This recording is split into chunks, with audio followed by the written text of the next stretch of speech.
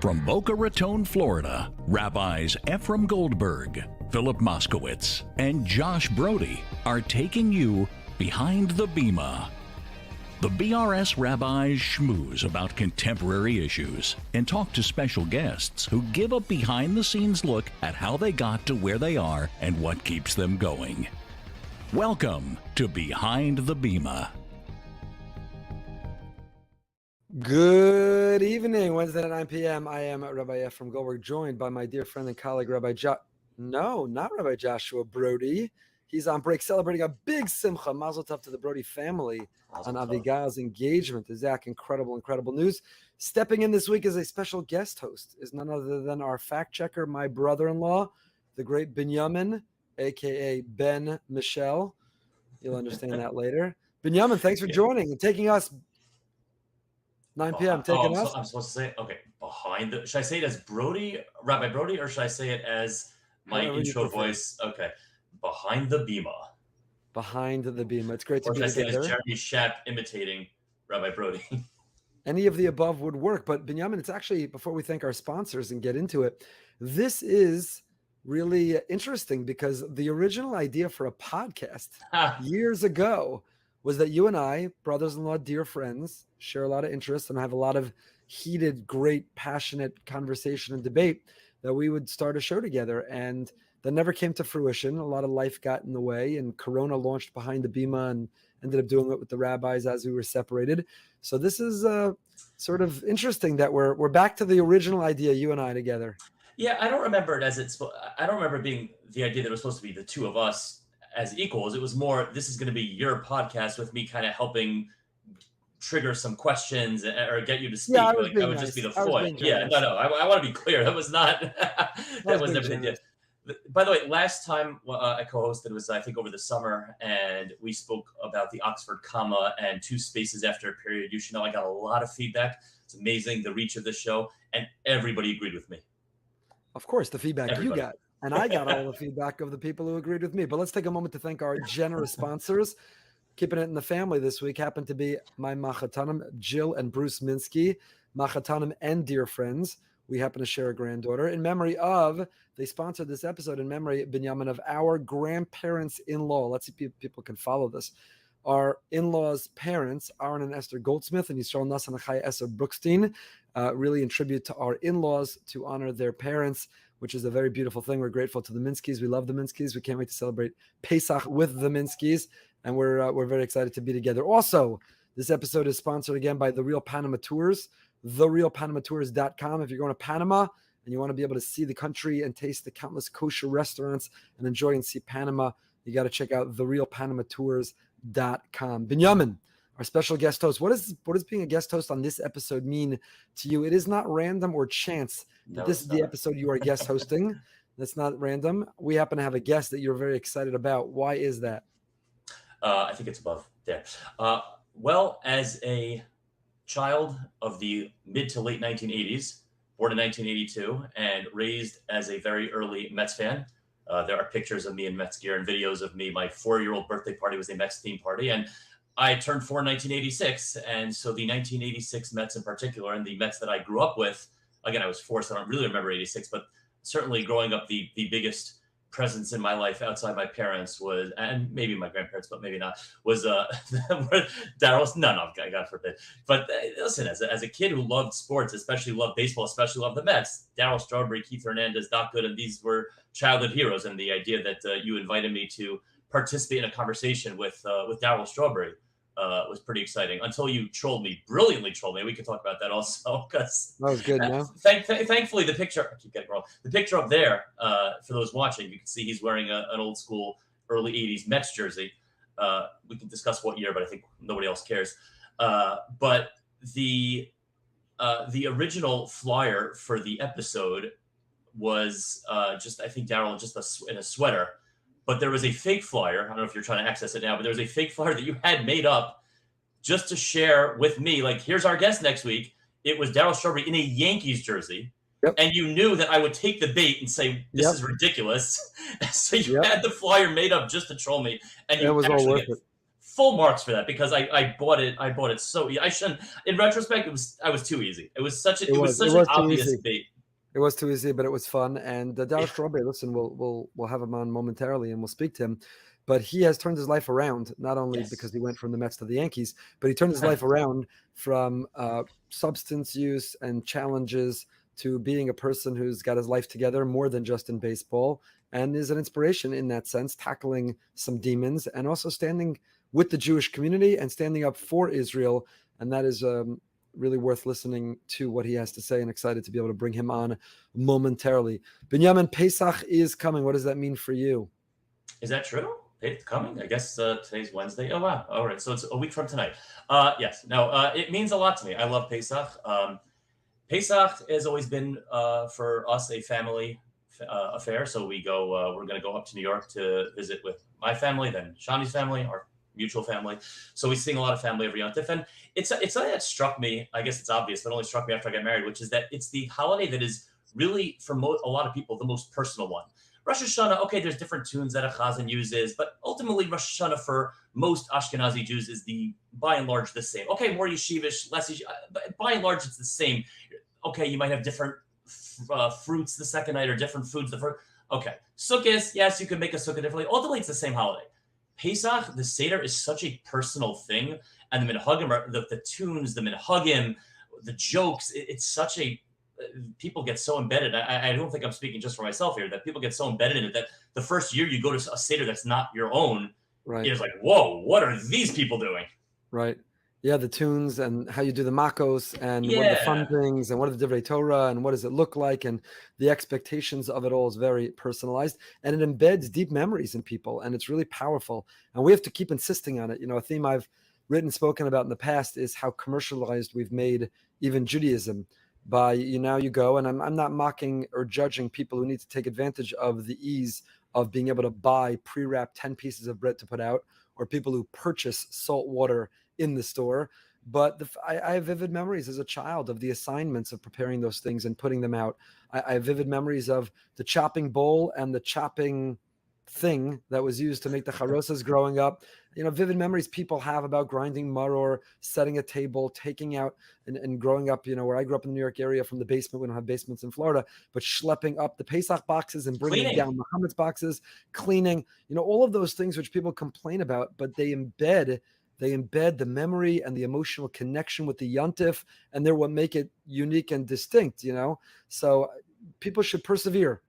Don't give in. There's a lot of ease and a lot of comfort that's out there, and I'm not saying we should make it intentionally more difficult for ourselves, but some of the things that take a little bit more of the effort, preparing the salt water and wrapping the 10 pieces of bread and putting them out, or being thoughtful about how we'll mark the Eser Makos, those are the things, the impressions. We're going to embed those memories. That's what's going to create the emotional connection, and that's what your children and grandchildren, great-grandchildren, please God, are going to emulate, that they saw and they grew up, the effort that you're putting in, so don't give up on it. Yeah, Rabbi Lord Sachs Zatzal has a beautiful essay about the Rasha Ma'avodah Zos Lachem, and he talks about the work. What is this work? And he quotes a study about religion that I don't know if it was a study or if he did this to talk to. I think he also talked to students himself. They found that for secular Jews, of the three regalim, Pesach, Shavuos, Sukkot, Pesach was by far the one that was kept the most, which is counterintuitive because Pesach is also one that requires the most work. And his point was religion is work, and you only appreciate religion when you're putting more work into it. So Shavuos, which is a Tuya Yontif without special minhagim, without a lot of preparation necessarily needed other than preparing meals, so it doesn't mean as much, it doesn't resonate as much versus a holiday that actually takes preparation. And look how many Jews observe Pesach compared to how many Jews observe Shavuos and how many Jews observe Sukkot, and you could see that he's obviously onto something. Absolutely. And the thoughtfulness that we put in, you know, a theme I also try to emphasize and practice in our house is the kids come home with their Haggadahs. They're amazing. They're remarkable. Our teachers are absolutely incredible. But look at them on Erev Pesach and look through them at lunch on Pesach. Don't bring them to the Seder table. Seder table is not a time to compete. It's very hard. It's a bold suggestion, and it's rarely listened to, including in my own home. But you know, the Seder night is not a time to fight. Did everyone get their chance? Did everyone give equal amount of Divrei Torah? Did you read everything that you had in your Haggadah? Did you say over every gematria and vartlach and every lumdus and every anything you're trying to impress? It's a time to keep it simple and to have conversations about what is freedom. Are we really free? If you're addicted to your technology, or you're addicted to keeping up with the fad and the style, or you're addicted to your Starbucks coffee, or you're addicted to binge watching Netflix, are we really free? What is the definition of freedom? Physical freedom, emotional freedom, spiritual freedom. It's a time to talk about the connection between freedom and generosity. When we offer that disingenuous invitation, anyone who's hungry, come and eat, and the doors are locked and the windows are closed, because we're trying to explain what freedom is: the ability to share, the willingness to share what we have with others, and freedom and dayenu and gratitude. And I'm not going to give a Shabbos Hakel drasha right now, but keep it simple and have these conversations. What does it mean to be a people and a nation? What is freedom from tyranny and oppression? But what was the freedom to? Now we have a land of Israel and a state of Israel. We're living in extraordinary and remarkable times, and we've seen it on fire the last few weeks. And we hope and pray it came to a head, and we don't know the aftermath of what it means or what is yet to come. What is all that in the context of Pesach? We weren't just freed to be freed from tyranny. It was freedom to be a people in our homeland living a life. What does that look like? How do you navigate that? They just passed a law apparently in Israel. It's illegal to bring chametz into hospitals. Is that good or bad? Right? If you're a member of the Torah observant community, maybe you're happy or proud about that. But is that what Israel should be? Should it be legislating and forcing, coercing religion? These are great conversations, so that the Seder night is not just a place of information, but it's a place of transformation. I think it's really, really important. And all that takes prep. If you don't put that thought in, you don't come to the table having thought these questions or how you're going to stimulate these conversations, they'll never happen. You'll just be passed out. You'll be trying to referee fights between kids of who got to speak the most, or fights between adults about who was favored, which grandchildren got favored. It takes effort, and it takes preparation in order to have a night of transformation. How do you balance that with trying to prepare a family and a house for Pesach with, maybe one or two things that you're being asked to do as a Rav of a shul and a community that may get a question or two? Is this the busiest week or two of the year for you? It's definitely up there. It's interesting. It more than the fall. Yeah, so the fall, right? The build up to Rosh Hashanah, Yom Kippur, Aseret Shuvah, Shabbos Shuvah. There's a lot that goes into that. Very different than this. This is just it's overwhelming, the influx of the Pesach questions. That it was amazing. It was very slow last week, and I gave my pre-Pesach workshop last Sunday, a week and a half ago, trying to get it in early, and then it was eerily quiet. And all of a sudden, Sunday morning, I woke up, and so did the rest of the world that were basically Erev Pesach. And you feel the rhythm and the tempo of Jewish life because your phone blows up. And as much as we have incredible resources now, the CRC app, the Star K app, the OU app, and many others, and really technology's made this much better and much easier for me and for others. But there's still a huge influx of questions, and selling chametz and trying to prepare at the same time, and also not be absentee at home for the minimal contributions I make in trying to prepare there too. So balancing it all, but it's all, again, it's part of the rhythm. I wouldn't change it. I wouldn't trade it in. I love it. Growing up, I had Rabbi Ari Jacobson was the Rav of my shul in Muncie, and he used to announce leading up to Pesach, the closer to Pesach you ask me a shaila, the more machmir I'm going to be.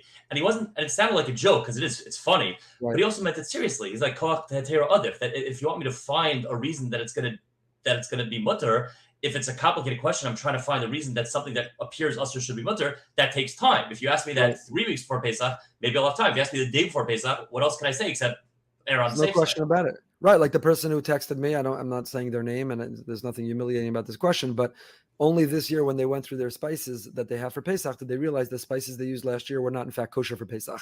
They had noticed that a couple of the spices that they had purchased for whatever reason assumed that they were. So now want to know, we have no idea which dishes we use them with, which pots and pans. Are all our Pesach things done? Are they finished? Do we need to kasher them? Are they good? Which spices were they? What brand? What made them not kosher for Pesach? Were they chametz? So that's not a flip it. That's not like buy milk before Pesach. That's not like a Costco water with minerals. Costco water with minerals, right? Flip flop the Costco water with minerals questions. But yeah, definitely it takes time. I will tell you that it is a opportunity for rabbis to exercise patience and love of all Jews. So no matter how many times that you might list publicly that you're available to sell chametz, the people who will text you, hey, when can I stop by and sell chametz? Or, hey, is there any time to sell chametz? Or no matter, you gave a pre-Pesach workshop, you made it available online, you promoted it, the shul sent out a list of the halachas, you sent lists and links to apps that have everything. The people will say, hey, how do you kasher the glass top stove again? So it is an opportunity instead of being resentful or becoming bitter and maror, it is an opportunity to love all Jews and be flexible and realize you're that same nudnik in other ways to other people. And it's an opportunity to grow as people and to be patient. Pesach is for us all. What's the craziest question or weirdest question you've gotten? Doesn't have to be this year, Pesach question. I remember also a Monsey story, I'll buy you some time. Rabbi Rudinsky, when I was growing up, I heard him say one year, he said, somebody asked me this year how to kasher a remote control. I said with a blowtorch. So what's the craziest question you've gotten? That's a good question. A lot of them are repetitive standard questions. Right. This spice one, this noticing something, that's one that's off, that can be off. Right.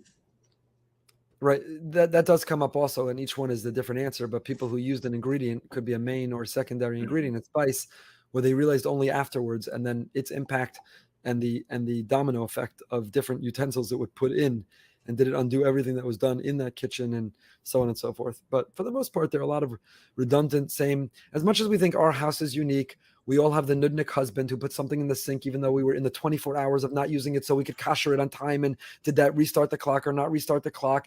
And a lot of the same repetitive questions that come up over and over and over again. But by the way, tip from your global campaign and the wonderful, amazing guests you had that night, which is if you get a question and you're still trying to think of the answer, buy some time by saying, I love that you asked me that question. What a brilliant question. I love that question. And then you buy yourself another 3-4 seconds. Absolutely. It gives you a little bit of time. We've got our pre-Pesach market. If you're in Florida, South Florida, yes, we have this coming Sunday and Monday. It's close to Pesach, but there was no other way to do it because we offer fresh fruit, fresh vegetables. We offer grape juice, matzah, chicken, fish. We're putting out a lot of canned ingredients, and it's pay what you can afford. Pay whatever you want so that everyone's invited. Nobody's embarrassed.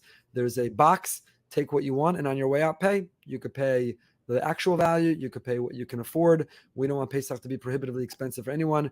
We have generous donors who are helping us make it happen, and anyone who wants to contribute to that, please do. We'll let you know how. And but we're really, really proud of that and excited about that. And also, lastly, about Pesach, if you haven't yet listened to the latest episode of Out of the Shadows, we just released the beginning of this week on OCD. OCD, holidays like Pesach can be triggering, and I don't use that word lightly, for people with OCD. And we should be sensitive not to use the word OCD just because we're from last year. Yeah.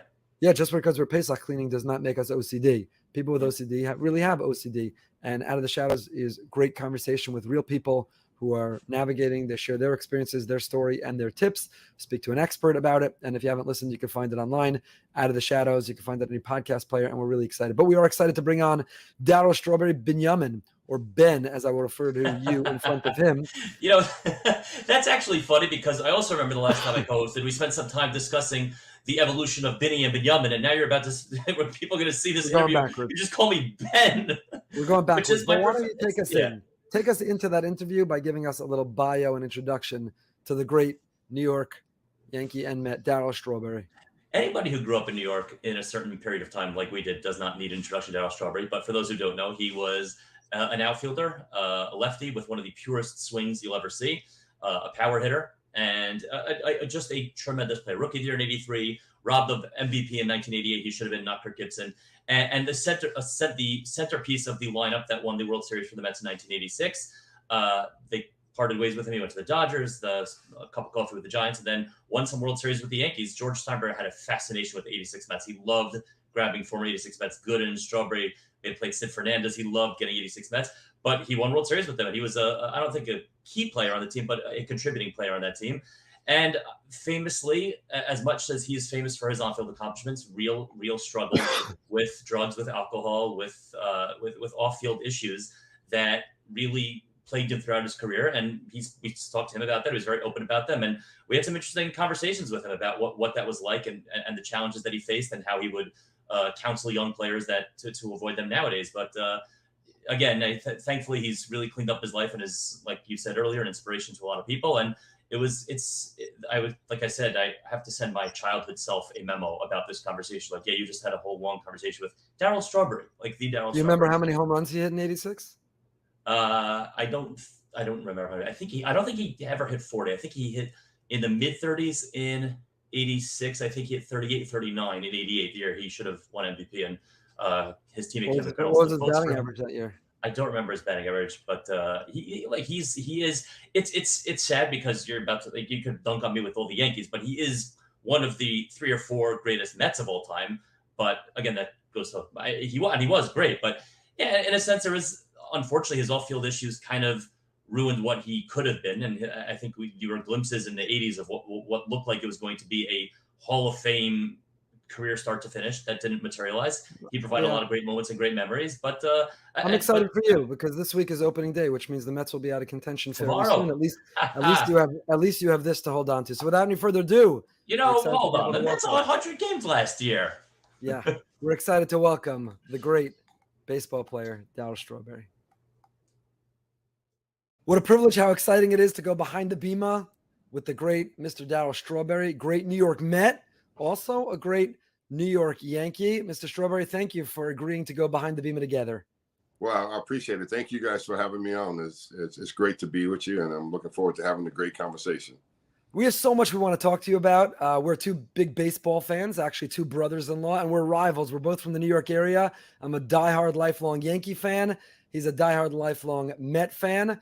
Of course, we know the Mets really claim you. We can't really compete to the 1986 World Series, World Championships. But the Yankees, you got three, 96, 98, and 99. So we could talk baseball. We want to talk about life. We want to talk about your support of the Jewish people, the Jewish community, and of Israel, all of which is really, really important. But maybe we could start with life. You know, you succeeded in baseball. You're a household name, certainly when I was growing up, and still that association with success in baseball. But you've had to overcome a lot of challenges in your life. And, you know, sports fans and others, we see the glory, we see the great moments, we see the breakthrough, the success. We often don't see the fight and the battle that has to happen in the background. Could you share a little bit about that? Where do you get the strength and the faith? How have you had the fortitude to fight those battles in your life to bring you where you are today? Well, Rabbi, that's a really good question. You know, when you think about it, I get the strength from my mother, who was a very strong woman, who was a very faithful woman, and her faith, watching her growing up, I think just gave me the strength inside to be able to overcome things in life. I think coming from a home where it wasn't a perfect home, you know, and my God, everybody talks about the white picket fence. There's not such thing as a white picket fence we live behind. So there's going to be some trials and tribulations in your life, and it's about how do you endure those things. And I learned that early because of the trials and tribulations in my home. You know, my father was not a warm, welcome guy. He was not a gentleman at all. You know, he was more like an alcoholic. So he came home with a lot of issues all the time, and he kind of basically took it out on the family. And we suffered. We suffered a lot, you know, from those long nights. And I just remember that last night when I was about 14 years old, and he came home and he pulled out a shotgun. He said he wanted to kill the whole family. So wow. I think a lot of people don't ever see the scars and the wounds of a person. I think they just see the success and think, you know, you should be well because you play Major League Baseball. But I'm here to tell you guys today, Major League Baseball don't make you well. It just makes you a baseball player.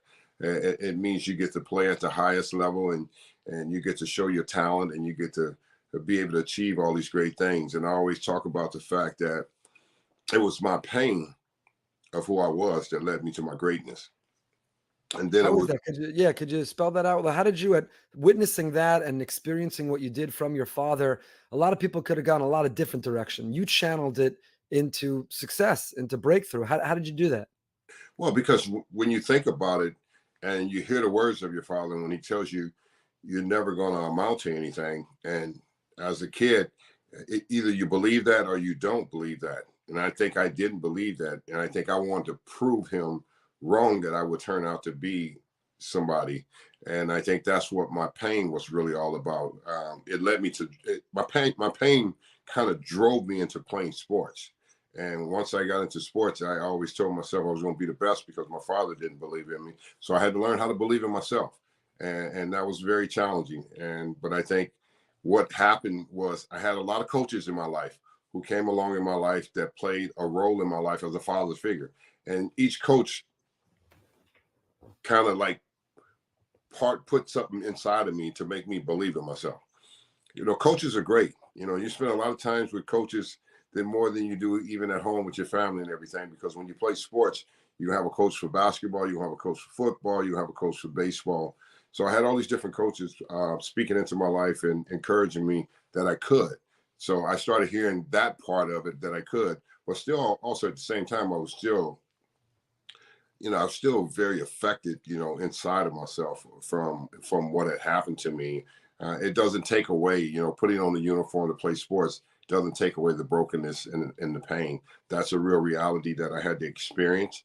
And I kind of carried that with me for a very long time. And that's where my pain would lead me to go on to be great. But I always say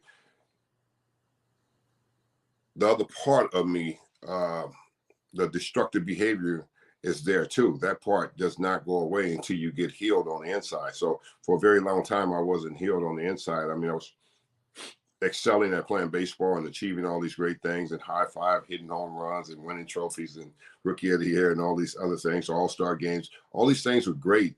But after I used to take off the uniform, I used to question myself all the time and ask, who am I? What's the purpose of my life? Is it just baseball? And for a long time, that's what it was, just baseball, because that's what I had to hold on to. That's what I had to be able to escape from the pain that I was in. So the baseball, the competitiveness, the success was sort of masking the pain, but it wasn't resolving the pain. The pain was still happening inside, which led to some of the behaviors and the substance. What's different today? What's different about the Darryl Strawberry today, who's able to express the pain or work through the pain or reconcile or live with the pain? So you don't need to turn to those behaviors or those other outlets, and you could have the success of life, maybe not only in baseball, but now of being a model for others, a role model, a coach in other people's life. How do you do it differently today? I think it's just about growing, and learning from the things that you go through. I think when you learn that life is a journey and that you're going to go through some highs and you're going to go through some lows, and if you can balance that and you not run from it and be able to face that, you'll be able to overcome those things. But I think a lot of times what happens to people, if they sit on the victim mentality, they're going to be a victim. I'm not a victim. I believe about being an overcomer, just like I played ball when I needed to overcome. And sometimes when you struggle in baseball, how do you get back on track? You get back on track by working on the fundamentals, and you go back and you overcome that struggle. It's the same thing in life. I think you can use sports as the same as life. There's going to be some hurdles that you have to get over. And if you don't quit and you don't give up, you will be able to get over those hurdles. But if you give up, you'll never know that the miracle about your life and where it could be and the things that you're capable of doing is far greater than the struggles that we have. I think life, I'm very grateful, as I sit here and talk to you guys, I'm very grateful for the struggles, because the struggles made me a man. Baseball didn't make me a man. Baseball made me a baseball player. But the struggles in life made me a man, made me realize what my mother was pouring inside of me when I was young, even though I was watching and I wasn't there where she was at in faith. But I learned through her faith that it was that would take me and push me forward and lead me into my destiny that I am today. I mean, to be in a totally different place than I was many years ago after struggling for so long, not with the baseball, but struggling with life and life issues and struggling with addiction, which is real. And going through that, I'm glad that I went through that, and even going through cancer twice and losing my left kidney in my second surgery. So many different things that I had to face, but being able to face those things head on and not running away and running towards those things to be able to deal with them brings me to the place that I am today. That's incredible. Ben. So from my standpoint, the rabbi is a Yankees fan, so he could talk about the late 90s, but I grew up as a Mets fan in the late 80s. So what you meant to my childhood and the memories that you provided, I can't even begin to say. I'll just tell one story, which is my first day of kindergarten. I was at a new school, and it's 1987. So you can imagine, Mets fan, I'm 5 years old in 1987. Darryl Strawberry, Doc Good, and these guys are everything. And the first day of kindergarten, my mother introduced me to some kid in the class. And he says, "Hey, you're a baseball fan. You're a baseball fan. Why don't you be friends?" Kid goes, "Mets fan or Yankees fan?" I said, "Mets fan." He said, "I'm a Yankees fan. Mets don't have a power hitter. Dave Winfield's a power hitter." I said, "Darryl Strawberry's a power hitter." So I spent my first day of kindergarten defending your honor. So just know. Oh my, that's a really good story. As the kid said, Met fans didn't. He said they didn't have a power hitter back in those days. We had quite a few power hitters on the team. Yes, but you're definitely my favorite one. So, but here's what I'm wondering, thinking back to your baseball life, because any Met fan, even Yankee fans can go through the highlights and go through the moments, the clock home run, the Game 7 home run, this one, that one. I'm wondering, what's a moment from your career that maybe we didn't see or we don't still think about, but that you still think about, something that shaped you, something that you still remember as a meaningful moment that maybe didn't make the highlight reel or didn't make the box score, something that you still think about years later? Well, I think that was 1985, you know, when we were playing against the Cardinals in St. Louis, and we had to go in there and sweep them to be able to win that division that year. Because you remember the Eastern Division was a battle between us and the Cardinals, and we go on to win that first game 1-0. I hit a ball off of Ken Daly, a hanging breaker ball off the clock in St. Louis. Yeah, and they hated us so much in St. Louis, and I just thought that was a great big moment for me against the Cardinals to be able to do that. And just remembering that year, I think a lot of people don't remember. I missed 7 weeks because I had dove and made a play and had a torn ligament in my thumb. I missed 7 weeks, and to come back and finish up that season and still be in the race. And we won 98 ball games that year. I think a lot of people don't realize how good the 85 Mets were before the 86 Mets came to the next year and winning the championship, because we were really good in 85, and we just came very close of just showing the Cardinals that we were going to be in it, and just thinking about that moment, and that after losing the next day, that series, and they go on to win. I just remember how our clubhouse was. Our clubhouse was very quiet, and it was just a moment of us being able to reflect on the fact that we wasn't going to let this happen to us again. We were so good that year, and we just came into spring training the next year, and we just knew that it was our year to get it done. No matter what it was going to take, we just believed that we had the team to do it, and we were going to fight through everything to get that. If who you are today could talk to who you were then as a player, what would you tell the younger version of you? What did you not know then that you know now, that if you could go back in time, or if you do talk to young players today, what's a message, right? You're a 8-time All-Star, 335 home runs, 1,000 runs batted in. You're succeeding in every way. Maybe there was no one and nothing you'd listen to, because why should you, right? You're having success. But what did you not know then that you wish you did, that if you could go back in time, you would tell a younger version of you? Well, I would tell a younger version of me to slow down, slow your pace at life, because life is moving fast, and it just seems like it's going to always continue to be that way, and nothing's going to happen. And that's not the case. I didn't know how to take it slow. Everything was fast. You're playing in New York, you're young, you're talented, you're excited about the fact you're on a winning team. And I wish I could have paid more attention to Gary Carter and Mookie Wilson, guys like that. They were living the right way. And what I mean by that, they wasn't out at night, they wasn't partying, they wasn't chasing girls, they wasn't in clubs, they were at home, and they would drink milk, they wasn't drinking all the alcohol and stuff like other players were doing. So realizing that those guys were living and they had faith and they lived a different way, I was impressed with that. I was really impressed with that. And I wanted what they had, but I just didn't have the guts to do what they were doing. And I wish I would have been able to slow down and just stay in the moment and the time of what it was, instead of thinking so far ahead. Because I think so many athletes, we think so far ahead. We think we're so great and nothing's never going to happen to me. And then you end up making the wrong choices and the wrong situations.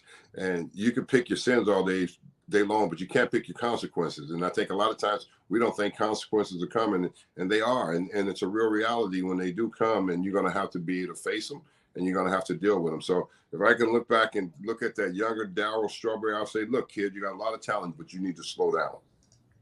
You were a 21-year-old rookie now, 40 years ago. I'm curious, knowing that you're still around the game and still around the teams, the players, are the league, are they handling things better now to train those young players, to guide them, to help them slow down? Are teams have things more in place now than they did back in the 80s?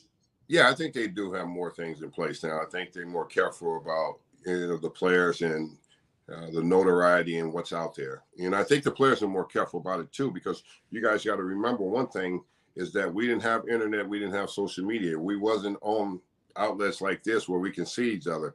They have everything at their fingertips now, where everybody can see them and everybody can pull out a camera and video you wherever you're at. And I think guys are more careful about that, and they're more aware of their surroundings and where they're going and what they're doing to protect themselves, because all it takes is one video out there, and that goes, and everybody's going to see it. And I think you have to be aware of that for the younger players that are playing today, because of the kind of success they're having and the kind of money they're making. People are going to always try to come against them and try to point out their wrongdoing, and I think that's something that the organization, and I think some of that Major League Baseball makes aware to these young guys today, that the challenges are different and they're real. Because if you get caught video and doing something, it may cost you your career. The Jewish tradition teaches there's nothing wrong with having, weaknesses and challenges and struggles. There's a verse in the Bible that the righteous person falls down 7 times and gets back up. The person who confronts their challenges and tries to maneuver through them, that's a hero. That's a strong person. Who's Ezehu Gibor? Who's a mighty person? A person who's able to conquer their impulse, their indulgence. When I've had the privilege of being in the rooms in recovery, I've had the privilege with congregants in our community awarding them a medallion on a milestone of sobriety. And I've heard people in the room describe themselves as inferior or failure or broken. And I say, this is a room full of the most whole and complete people I've been in. You go to the world where people are using cosmetic surgery or shopping at the mall or indulging in substances and trying to find happiness somewhere outside themselves. They're broken. And a room full of people who are honest and genuine and real and sharing and vulnerable, and they surrender to the higher power and those principles.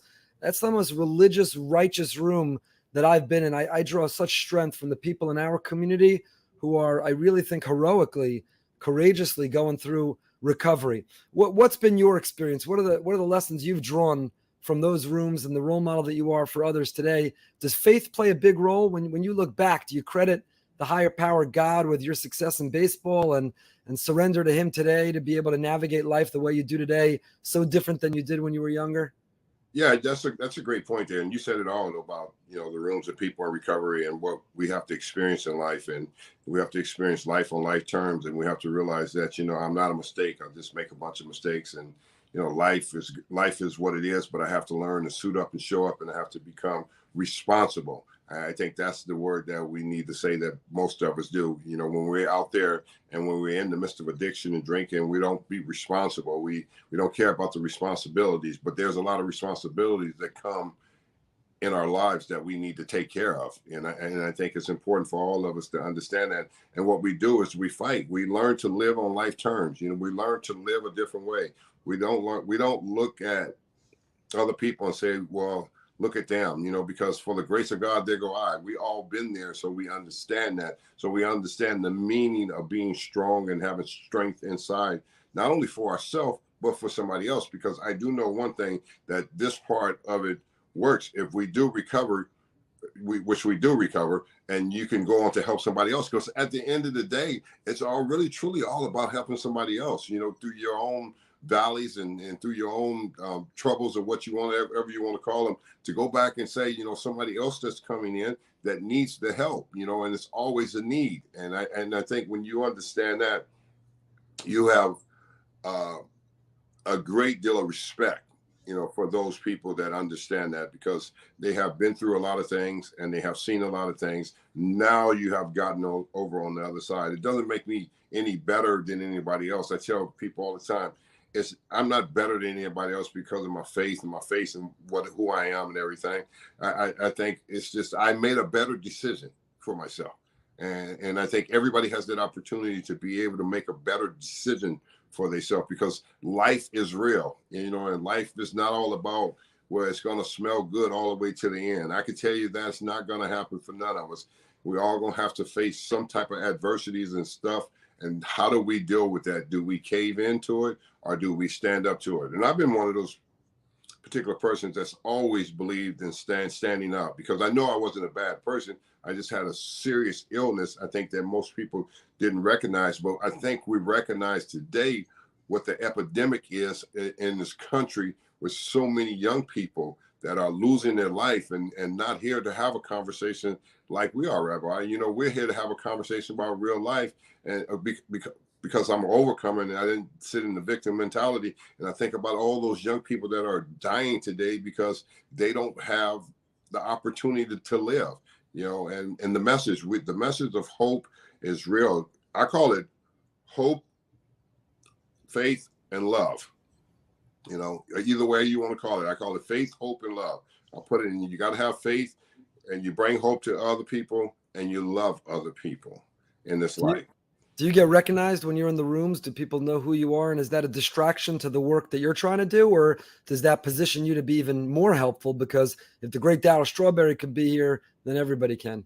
Well, it was a lot of recognition, and for a long time I stayed away from it, and I went back into a different area of starting to help the younger generation because I saw the problems that were occurring in the country. And I saw so many young people. I had 2 treatment centers down in Florida, and all I saw was young white suburban kids coming in and all addicted to opiates and heroin. So I had tremendous compassion for that. I don't care about color because this is not about color. This is about people. This is about human beings, and I think that's what we all have to get back to. We have to understand, we're all human beings and we all deserve to be well. If I got well, I just don't want to keep it for myself and say, well, this belongs to me. It does not belong to me. I was extended the grace. God extended his grace to me that I don't deserve. I always tell people, what is grace? Grace is something you don't deserve, and God gives it to you anyway.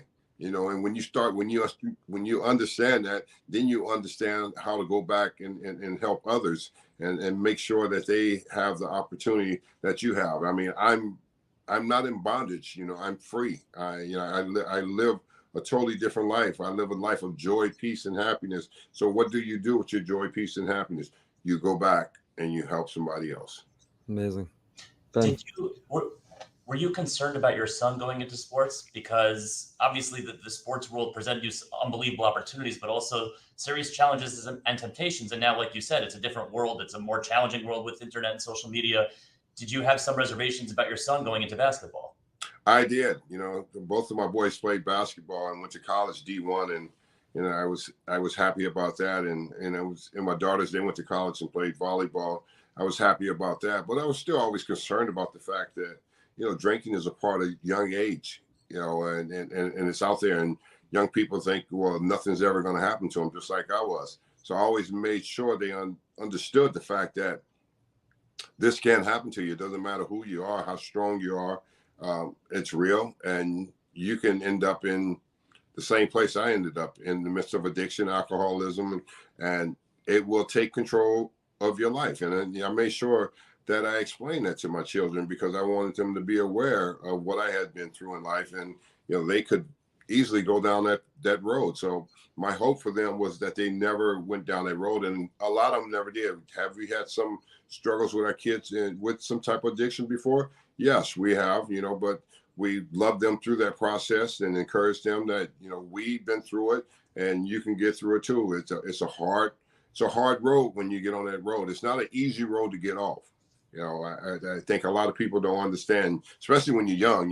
It's you think, well, you're just going to be strong and you're going to go on forever and nothing's going to really ever take place. But the reality is it will keep you stuck. It will keep you from moving forward. And I always tell my kids that you will not be able to move forward if you go down into this dark road of addiction. It's not a happy place.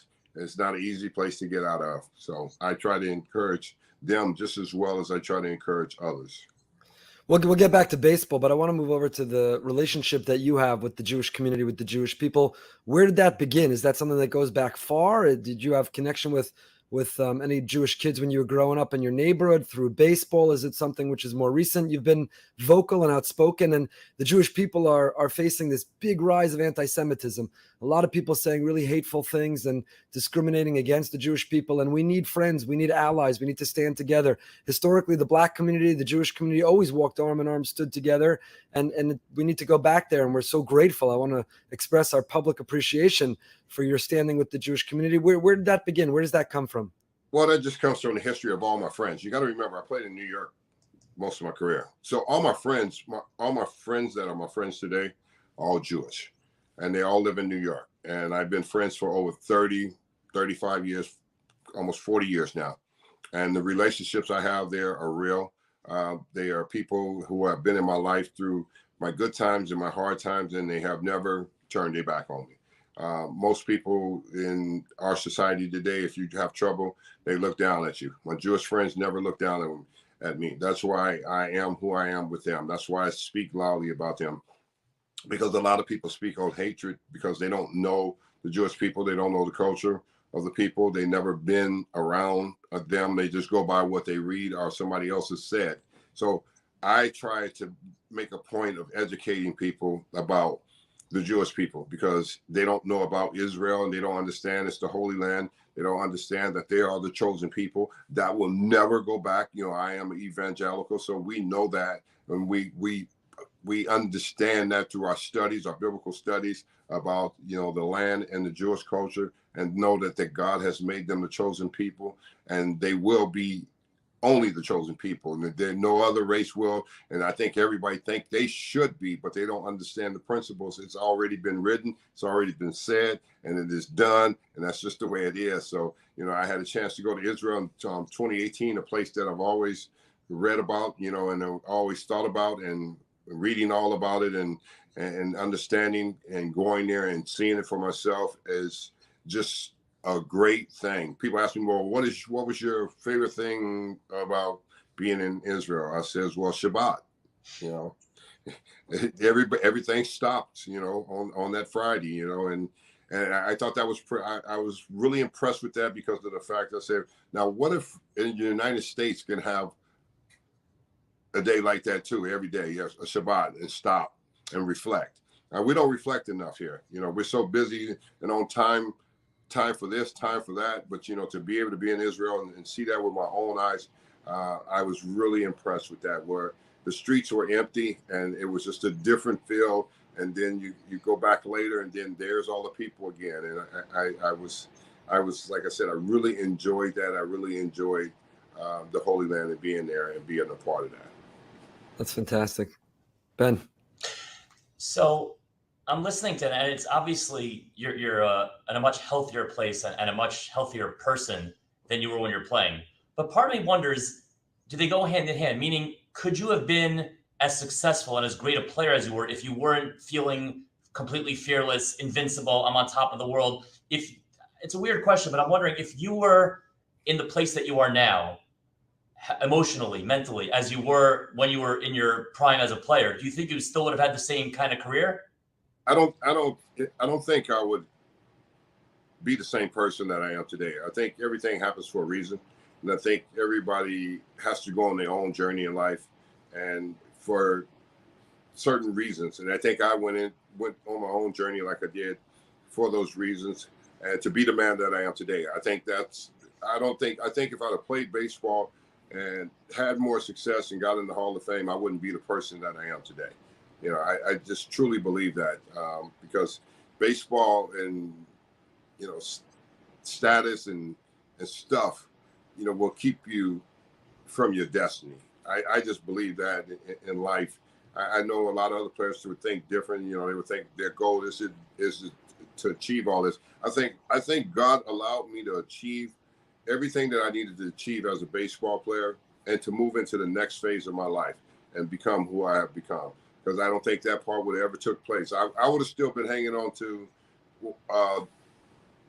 I'm in the Hall of Fame, you know, the trophies and everything, but I'm not hanging on to the uniform. You know, I'm not around baseball as much as most are, you know, that have played. And I think a lot of players that have played before, players that are playing today, have a lot of envy and jealousy of the younger players and the success they having and the money they're making. I don't care at all about none of that stuff anymore, because I know I was a part of that, and I know that now I have a different life and I have a different mission. And, you know, when you have a different mission in life, you don't sit there and you don't dwell on the past, and you say thankful. You say thank you, and I'm thankful for what the past was, but I'm thankful for what the past brought me and taught me, and I can learn about myself to become a better man. Is there no part of you that thinks about that a lot, or spends time thinking, I wish things went the other way, I wish I ended up in the Hall of Fame, I wish I had all those trophies? Is there no part of you that just wakes up one day and says, I wish I had that other life? No, I'm truly glad that's over. You know, I'm glad that part of me is over, and I was able to experience that, and I had fun, let me tell you guys, I had a great time playing Major League Baseball. I was very successful at it. I did a lot of great things, and I take it, and I take it and I put all of that and I use all that in my life today for the good to help somebody else. And it says, no matter what you can achieve. You can achieve if you're broken or not, you can still achieve. But at the same time, I wanted to be well. It wasn't the baseball part that I wanted to be well. It was the person part that I wanted to be well. And I think every person feels that way about this life. You want to be well. You want to excel at doing something great in this life to leave an impact, impact on going back, whatever it may be. So a lot of people might not have to go back and help somebody else. But I love helping people. And I think that's the greatest impact that I will ever have on my life. And instead of hitting home runs, I hit grand slams. Yeah, I did all that. And that was great impact too, for the fans and everything. And I'm glad that was a part of who I was. But this other part of my life is so meaningful. It means so much to me. It means so much to me to make a difference and help other people now. And that's what's important about my Jewish friends. When I hear people talk about the culture and talk about the Jews are like they're nothing, and I was like, well, you don't understand. They have been chosen, and for them to be chosen, you need to be able to appreciate who they are and go to their land and see for yourself. See, I think people don't go to the land of Israel and they don't see for themselves, and they don't see the way the people are there. Those people are together. We're not together over here. We're against each other. We're pulling one way and the other way against each other, and you see them live among each other, and they're together, and we need to learn something about that, and we need to learn how to do that as a people here in the United States. The stereotypes are terrible in any direction. Stereotypes that any race or culture or community have about others. And 100%, everybody should listen to your words and go learn and go befriend and go. When you create real relationships and real people, you don't buy into silly stereotypes because you've seen it on a sitcom or read it in a book or a magazine, and you've done just that, and you're an example. Talk to us if you can. I'm not going to say I'm athletic, but I grew up playing sports. I still play sports. I enjoy. So when you see in the NBA a guy hits a three-pointer, you say, I've hit a three-pointer in my life. And in tennis, you could hit a great shot. And in golf, maybe you really connect with a drive or you chip a ball in. So maybe I could connect. I go to the batting cages every now and then, and I can't put my bat on a ball going 60 miles an hour. That 60-mile-an-hour ball goes right by me. I have no shot. How does a person come back from a night of drinking, or a night of partying, a night out, and then face a pitcher who could throw 100 miles an hour, could throw a 75-mile-an-hour curveball, a changeup, or 100-mile-an-hour? And what always amazes me about baseball and hitters like you is not only the hand-eye coordination and the skill to hit the fastball, but the thinking to sit there and play this chess game, right? To guess, what is he going to throw next? What's likely coming, and how am I going to adjust? How much going through a successful hitter, someone like you, how much of it is the athleticism, the hand-eye coordination, and how much of it is the baseball intelligence to be able to guess and figure out what's coming next, be ready for it, and adjust for it?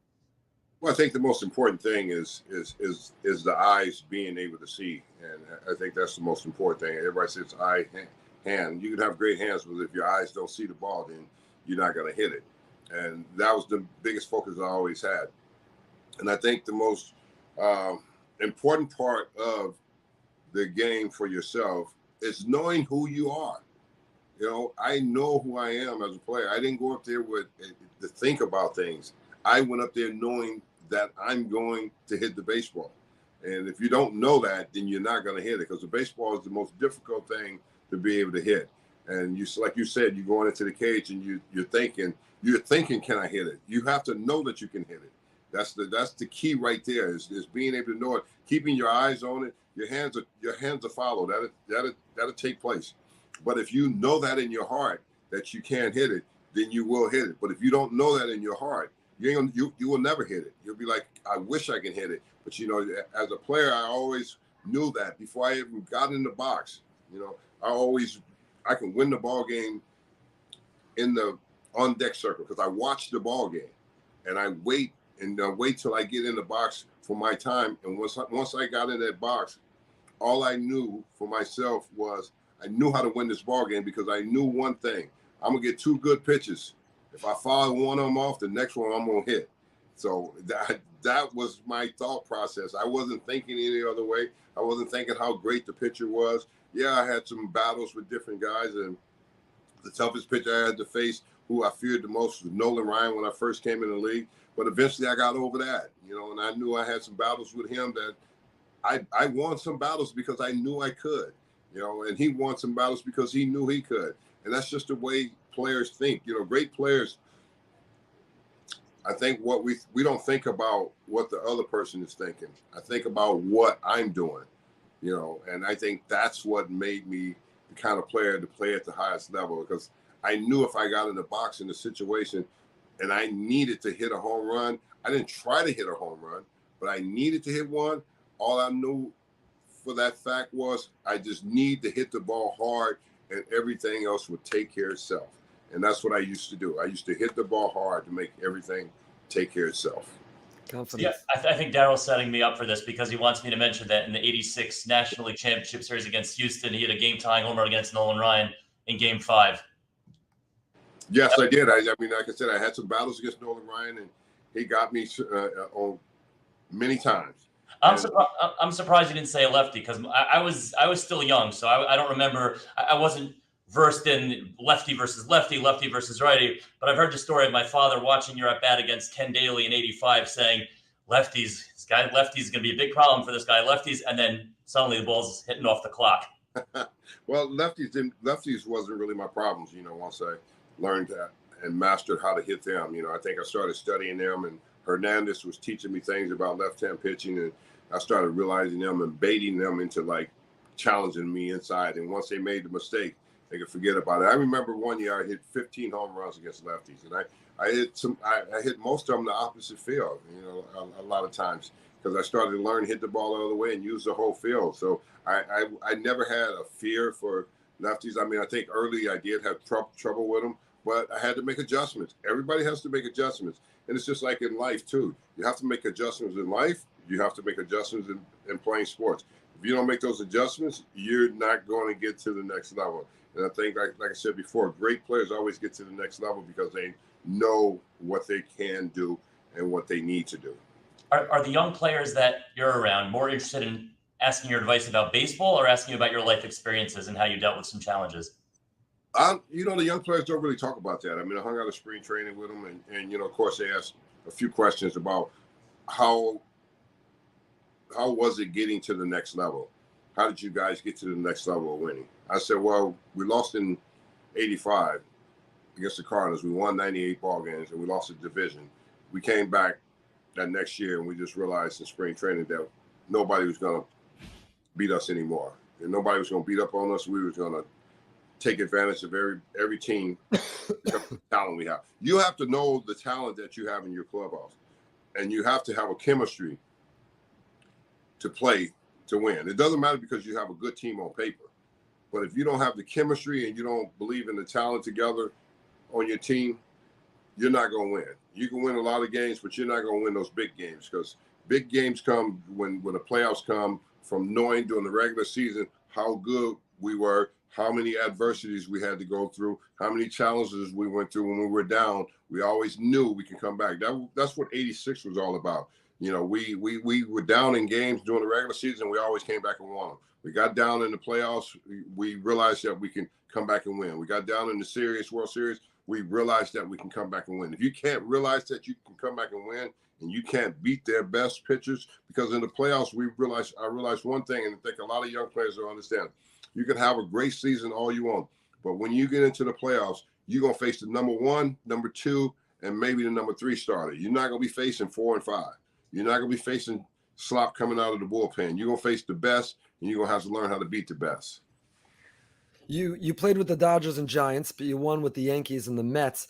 There's no bigger platform in sports than playing in New York. How would you compare playing with the Mets and with the Yankees? How would you compare winning with the Mets and the Yankees? The atmosphere different, the celebration different. There's notorious Met fans hate Yankee fans, and Yankee fans, we don't even think the Met fans are even worth hating. That's how little we think. So having played for both, did you feel at any point that you were like a traitor, that you were changing teams or sides? How could you put on the other uniform? How would you compare playing for both and winning for both? Well, I would compare winning in New York City. It's everything. The fans are diehard fans, and they have such great knowledge about the game. So that's the most important thing when you play in New York. And I think a lot of players come there and play, and it goes, well, I can't play here because it's too much pressure because they boo. Booing is part of it. I love the fact that they let you know when you suck. That's just the way it is. And sometimes you need that to keep pushing you forward. So when you play in two different organizations, well, the Mets are a new organization now because of new ownership. They will be different moving forward. They will be sort of like what the Yankees were when George was there and he was the boss, because he wanted to win. And I think Steve wants to win, and his wife, they want to win. They want to bring excitement to Queens. So I think you'll see a lot of that pushing the button to win. The Yankees are just an enterprise. They're an enterprise with the history, tradition, players, and they have it. They've done it. They did it right. George did it right. His years of owning the team, he made sure that every professional team would know that the New York Yankees are winners. So when you build that and you have that legacy like that, and you have such great players that they've had in history, they stand above everybody else. They always will until people play catch up with them, and it'll be a long time to play catch up with them. But I think the New York Mets are headed for something new, and it's exciting. It's exciting because I played 8 years there. It's exciting. The fans were exciting because you got to remember, in the 80s, the Yankees didn't own the town. The Mets owned the town in the 80s. We ran the papers, we ran the headlines, and the Yankees had some good teams over there, but they were never talked about because it was always about the Mets on that side. So now it's been all about the Yankees, and the Mets have been, the team over there in Queens. But they look like they starting to knock the door down a little bit, and they're making some noise to push through the door, and hopefully they will continue to do that. Hopefully it'll just go that way for each team in New York, because I love New York City. I love the Yankee fans. I love the Met fans. They're awesome fans. They want to win. And where else would you want to play? You want to go to a ballpark where they don't care if you don't win? I don't want to play. I don't want to play in places like that. So I was blessed to be able to play in the Bronx and in Queens. Did you hesitate to put on that Yankee uniform? Was it hard to put it on? Not at all. Because when you look at George and who he was and what he cared about, George cared about people more than most people can ever imagine. The rest of the media wanted to talk about people, but George cared about people. He had a heart for people, and that's what a good owner is. And I think Steve is the same way. The new owner for the Mets, I think he has the same kind of makeup that George had when he was the owner of the Yankees. He likes people. He wants people. He cares about people. He cares about the history of the Mets. He's bringing the Mets former players back into the whole thing, of the organization to be front and center, which didn't happen for a very long time because a lot of players wouldn't come back. By the way, Rabbi, I know you are a sensitive person and are moved by stories of sensitivity. I remember watching and hating those late 90s Yankee teams, especially if they were winning with some of my former Mets. But I remember one of the playoff series they won, or maybe more than one, those Yankees teams celebrated in the locker room with non-alcoholic champagne out of respect for Darryl and knowing that he was going through recovery and didn't want to trigger him or do anything. And that was I don't like giving the Yankees credit, but they get a lot of credit for that. Yeah, that was a class act by the whole organization, and I really appreciated that. So as this is opening week, maybe we'll end with this question. Thank you so much for your time. It's really been a lot of fun and a lot of learning, really a lot of insight and inspiration. As we're in opening week, Major League Baseball, does Mr. Darryl Strawberry have any predictions? Not between the Yankees and the Mets, who will finish higher and better. Overall, what are we going to see this season? I think you'll see a lot of good baseball. I think you'll still see some of the lower teams not there yet because they can't compete, with the upper teams who go out and spend the money on players to get players to come in and play for them. And I think it's going to be a good year. I think it's going to be a good year for the New York teams. I think LA and San Diego, those teams out west, are going to be in it. They're going to have a lot to say about it. And some of the other teams, I think, they're going to probably surprise a lot of teams. You're probably thinking teams that you don't think about. I don't know where the Angels are. I know they have a struggle of playing and winning. But Texas look like they've improved themselves with some players over there, and you never know what they're going to turn out to be like in the West out there. So it should be a fun year for baseball. It's a long year, and I think everybody needs to just kind of hold their breath and realize that it's not going to happen overnight. We're going to go through some valleys, and we're going to go through some situations where we don't play well, but we just got to keep fighting through it. And so it should be a fun year of baseball. Mr. Darryl Strawberry, thank you for your time. Thank you for standing with the Jewish people and standing up and fighting for Israel. And thank you for sharing the inspiration of your life today with so many others. For all of us who know your name from our childhood, for hitting those home runs, to now know your name for hitting the home run of life, which is helping others. It's a greater success. You're a world champion. You're a life champion. Thank you so much for spending some time with us. Thank you so much, Rabbi. Thank you guys for having me, and go Israel, my favorite place. Thank you. That was a fantastic conversation, and so grateful we had the opportunity to have it. What's your takeaway, Benjamin? What jumped out at you? Besides you calling me Ben, what jumped? I mean, I was thinking about one of those questions I asked him towards the end. Would he trade it all? Like, I wonder if you tell him you could have that full career where you're the Hall of Famer and one of these legends with all these trophies, but it comes at that cost. He was pretty clear, and I believe him when he says he doesn't live with regrets. And I think my own takeaway is everybody goes through life with a certain amount of, I guess, hindsight, looking back. I wish I did this differently. I wish I did that differently. And to be able to be so comfortable in your own skin and saying like, yeah, okay, I made mistakes. Yeah, I did things that had I done them differently, maybe my life would have been better or different. But to not focus on that and to just move on and say, okay, but that got me here. And for whatever reason, these things are part of my past. I don't ignore them, but also don't let that get me down. To me, that spoke to me a lot, even though I was never a superstar baseball player. But that message, that takeaway of you can't focus on that and just look forward and be grateful that whatever obstacles you had in the past, even if you think they were bad for you, and maybe they were, but they also are part of who you are today because of that and because of your ability to overcome them. I was proud when he described his Jewish friends as having stuck with him through thick and thin. And part of his loyalty to the Jewish people today is because of how much he felt that his Jewish friends really stuck with him, which should be very informative to all of us that, in this fight against anti-Semitism, so much of it's personal. When people have positive experiences with Jews, they feel very connected. They don't believe in stereotypes. And they say, I don't know what you're talking about. That's not my experience. And God forbid, when they have the opposite, they also then buy into and promote and share those stereotypes. And he's such a friend of the Jew now and an advocate of the Jewish people and of Israel, because he says, my Jewish friends were good to me, stuck with me, were loyal, stood by my side. And I was proud of that. I also was moved when he talked about when he was succeeding in baseball. He said, I was a good baseball player, but I wasn't a whole person. I was empty inside. And that's why he was filling it with these other things. So again, sometimes we look and we say, oh, that person has fame, they have fortune, they have success, they have notoriety, they have it all. I'm so jealous. Those people might have all those other things, but at their core, inside, they're empty. There's a hole in their heart that they haven't really dealt with that pain, and they're trying to suppress it or deny it or numb it. That's actually the theme of our Shabbos Hagadol Drasha this coming week. And I loved how he admitted that. And he says, now at this stage of his life, he's actually addressing that pain of his childhood, and he's filling that vacuum and that void with meaning, not thinking he could run away from it or fill it with drugs, alcohol, or partying. That's like a cliche. It's a cliche because there's truth to it, but it's like a thing on Twitter and places like the classic Mesivta Rebbe Rabbi side. Do you think LeBron James is really happy? Right. You think Darryl Strawberry is really happy? You think Elon Musk is really happy? But that's it's a classic. But there's truth to that because how many people are like Darryl Strawberry that tell these stories about their playing days and about when everybody assumed they were on top of the world, but there was a whole other part of it going on.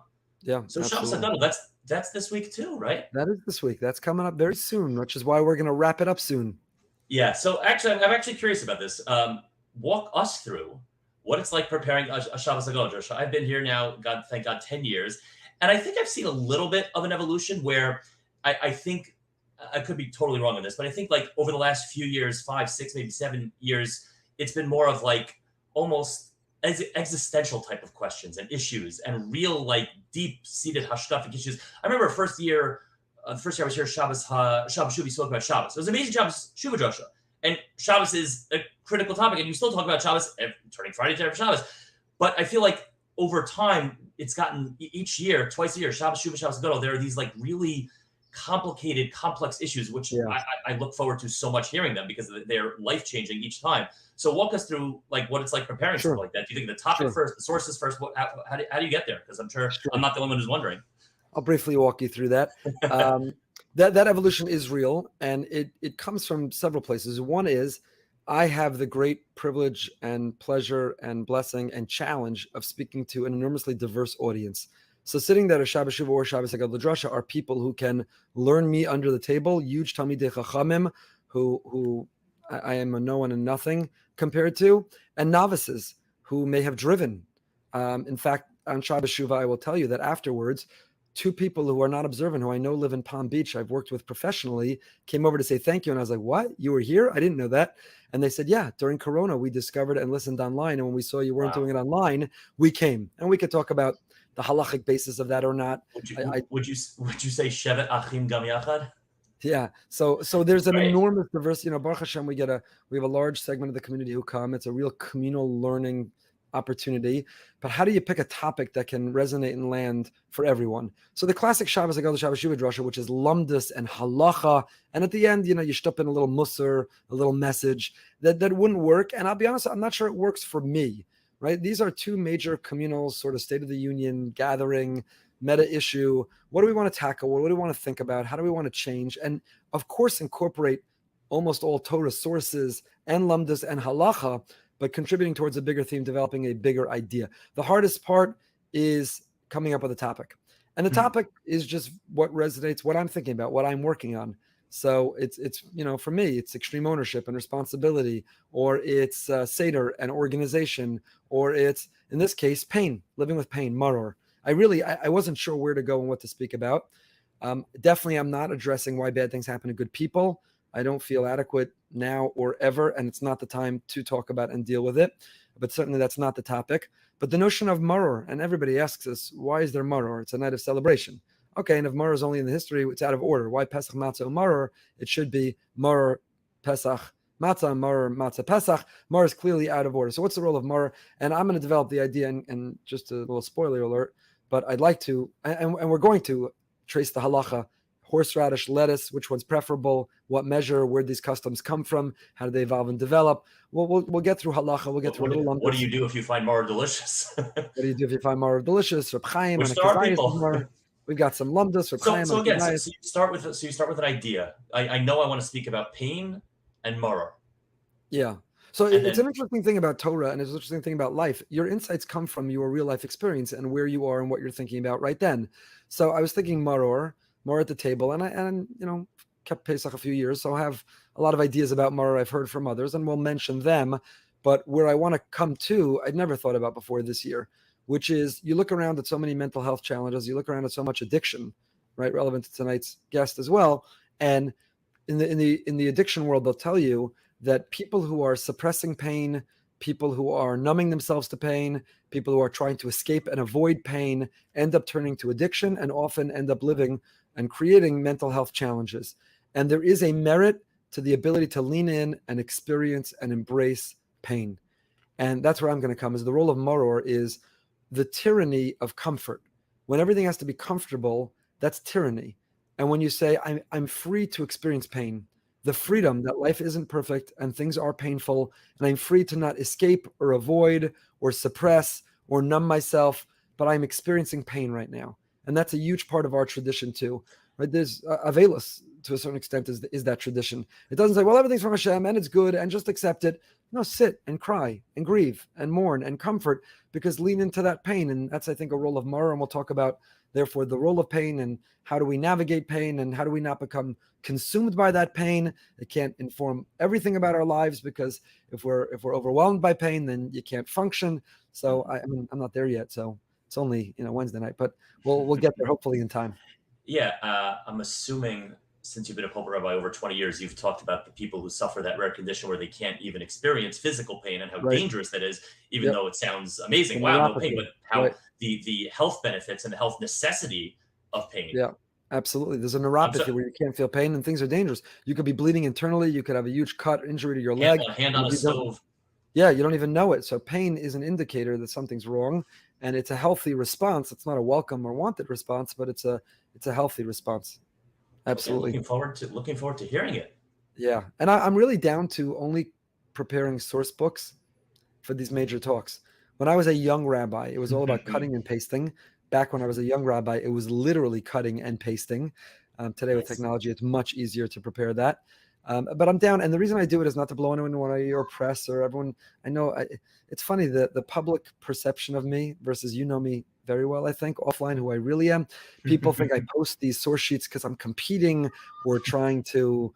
I don't even know why they think I do. It comes from ego. It really comes from the source sheets are not just Hebrew classic sources. I try to sprinkle in articles. You often help me find them, but articles and insights and surveys and research and try to somewhat cover a topic in a way that, so we put it out before Pesach, we leave it out over Pesach, and we leave it out after Pesach. Read through it, think about it, have conversations about it. These are meta issues that hopefully can really impact in a bigger way. And that's why the work goes in for the booklets for this, not so much for the shir itself. I wouldn't care if nobody looks at the booklet during the shir, but it's for before and after to continue the research and the conversation going. Yeah, in a way, it's a shame that these aren't online anymore and accessible to the broader world. But there's nothing like being in that room in that moment and being part of that audience that gets to experience it in person. It's a special moment. It's a special drasha. So I'm excited for it. That was a big decision, and that was a big decision that we made. I think we talked about it on Behind the Bima when we made it. I was very, very much on one side here because it's how it was meant. Oh, I haven't looked back. In iota. It also is a reminder: your core community is your local community. Yeah, the top priority. Sure. And there's this, just like if you're a public family involved in public life, but you have certain experiences that are private. So as much as we have a global community, and we're grateful to the global community recently have been so generous, but this is part of that connection that we share together offline as well. So Binyamin, it's been a pleasure having you as a guest host tonight. Thank you for all that you do on a regular basis. Oh, are we not talking Haggadahs? We got to talk Haggadahs. What Haggadah are you using? Nah, we'll leave that for next year. Which Haggadahs we're leaving? Gotta leave that out there. I just want to do the most basic flex because everybody's getting this year. I started looking at it. Fantastic. There are Melech on the Haggadah. I know Yocheved already shared a piece about the husband's obligations for Melech. A great story. Yeah. Let you tell it another time. But I'm excited. It's amazing how that one text has just endless. There's endless. How many? It's like 50 new commentaries every year. I think there's more commentary than any other text. It's really amazing. Really amazing. Thank you for joining tonight again. Big thank you to the Minskys for sponsoring in memory of our grandparents-in-law, the Neshama Shalom Aliyah, The Real Panama Tours, therealpanamatours.com. Check them out if you plan on going to Panama. Want to wish everyone, because next Wednesday night, we will be having nights of transformation, not just information. We'll be sitting around the Seder table, so you will be the host of your own behind the Seder table. So until after Pesach, wishing everyone a Chag Kosher v'Sameach. Stay happy, stay healthy.